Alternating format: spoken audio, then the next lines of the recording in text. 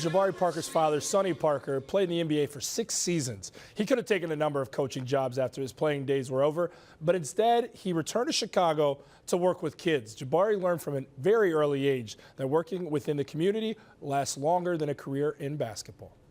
You're back here in Chicago now and can do a lot of work here in this city for you're back here in Chicago now and can do a lot of work here in this city for the good, because a lot of people in the city obviously look up to you, Jabari.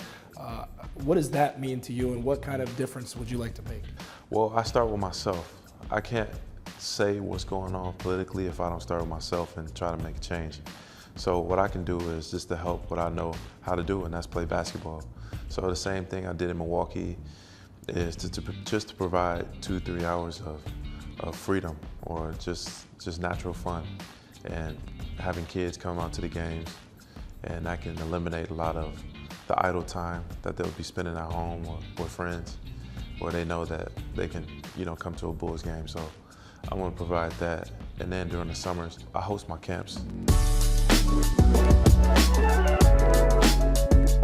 Can we talk about those camps? I'd really like to spotlight some of that too, because some of our viewers listening right now, that would really pique their interest to be a part of that and to be able to rub shoulders with Jabari Parker. Can you tell me a little bit about those camps and maybe invite those out there who are listening, how they can get involved? Yeah, so it's like 90 days out of the summer, and I'm taking 2 out of my time just to preserve for kids to have an outlet and to do something with themselves.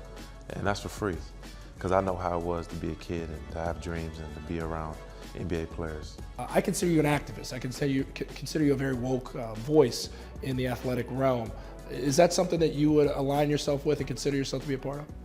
Yeah, most definitely. Just because sports, entertainment, or what drives our culture is what drives this whole nation. And people need to understand that we are going to be on TV most of the time. We're going to be in people's ears most of the time and driving what people are going to follow. And following your career, you've also spoke about is life after basketball and wanting to be a teacher. Is that still the path you see yourself on, and if so, why? Yeah, I just enjoy being around kids just because they're so pure, and and adults, they kind of underestimate the power of a kid and how much they bring you down to earth and to help you realize and recognize what's more important, and that's just smiling every day and being enthusiastic. Because we put a lot of pressure on ourselves through our jobs and through our things that we do on an everyday basis. But kids just help bring life into simplicity. What do you hope your legacy to be when it's all said and done? To never give up. Whatever you dealt with, just to never give up. Because I don't put decorations on success. Success doesn't come with a title, or it doesn't come with trophies, it doesn't come with whatever somebody gave you. It just comes with within. If you know that you did your best, then I can be satisfied with that. All right, I'm gonna break it down to you like this. I've interviewed a lot of celebrities over the years, a lot of athletes over the years. My sit down with Jabari Parker, even the stuff you didn't see that made it on the cutting room floor.